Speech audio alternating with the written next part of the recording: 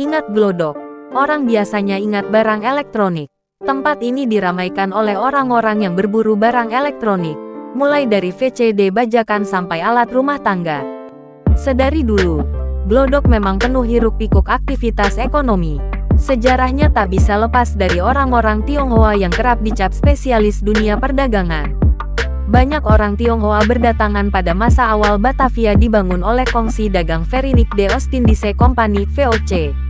Sebagaimana dicatat dalam Hikayat Jakarta 1998 karya Willard Hanna dalam Tionghoa dalam Pusaran Politik 2008 oleh Beni Setiono, Gubernur Jenderal VOC yang berkuasa hingga 1929, Jan Pieter Zoon Kowen, percaya bahwa orang-orang Tionghoa adalah bangsa yang ulet, rajin dan suka bekerja.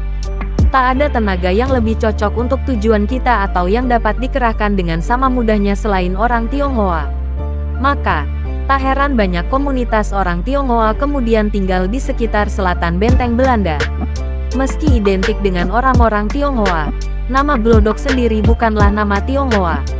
Nama Glodok berasal dari nama air yang berbunyi glodok-glodok atau grojok-grojok, tulis Alwi Syahab dalam Betawi Queen of the East 2002. Versi lain, buku asal-usul nama tempat di Jakarta 2004 terbitan Pemprov DKI Jakarta, menyebut, kata grojok diucapkan oleh orang-orang Tionghoa Totok, penduduk mayoritas kawasan itu zaman dulu, berubah menjadi glodok, sesuai dengan lidahnya. Seperti ditulis tirto.id dan dikutip oleh Jejak Beksi. Dulunya, menurut Alwi Syahab, glodok merupakan tempat pemberhentian kuda beban untuk diberi minum.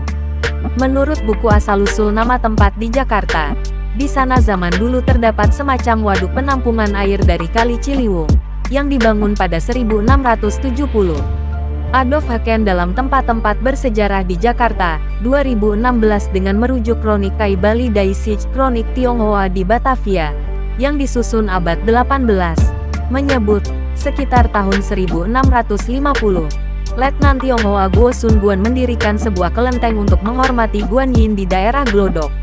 Waktu itu Glodok masih agak kosong. Dari situ, kesimpulan Haken, orang-orang Tionghoa sudah tinggal di Glodok pada pertengahan abad 17.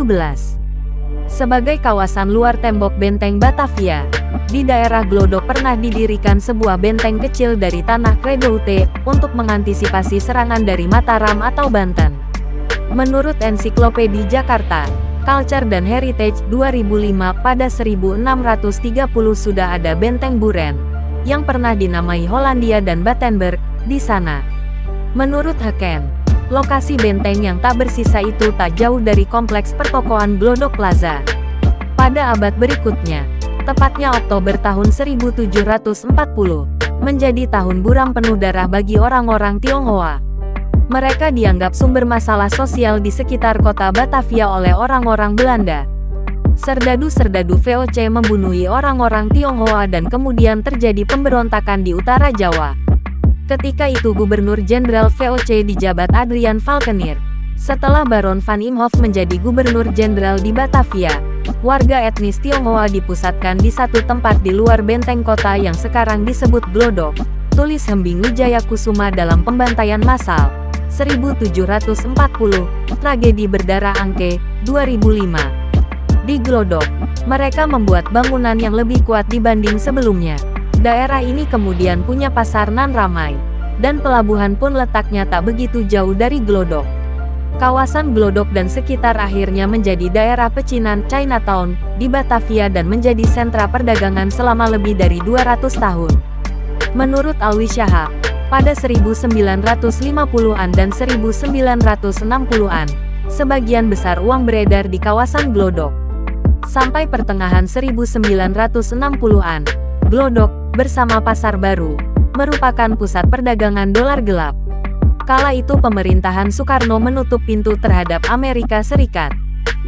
Kegemaran orang-orang Tionghoa akan candu membuat daerah ini jadi tempat dagang candu juga, yang kala itu legal.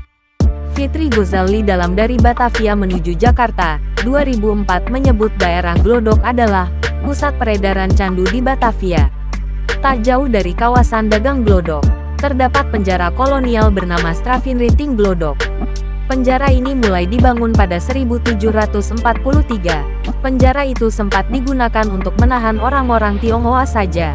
Namun, belakangan, di masa pergerakan nasional, proklamator Muhammad Hatta juga pernah meringkuk di sana.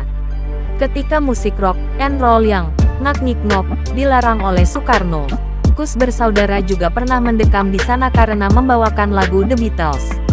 Penjara itu kini sudah tak ada, berubah menjadi gedung pertokoan Harko.